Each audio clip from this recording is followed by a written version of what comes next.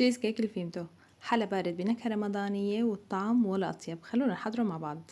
علبة بسكويت بحجم 100 جرام طحنتهم، ضفت عليهم معلقتين حليب و3 معالق زبدة سايلة.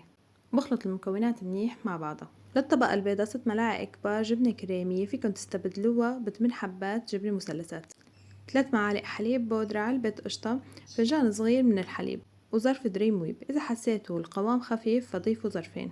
ومن بعد ما خفقت الطبقة البيضاء لمدة 5 دقايق، ضفت البسكويت ورجعت ضفت فوق الجبنة وعلى البراد لمدة ساعتين.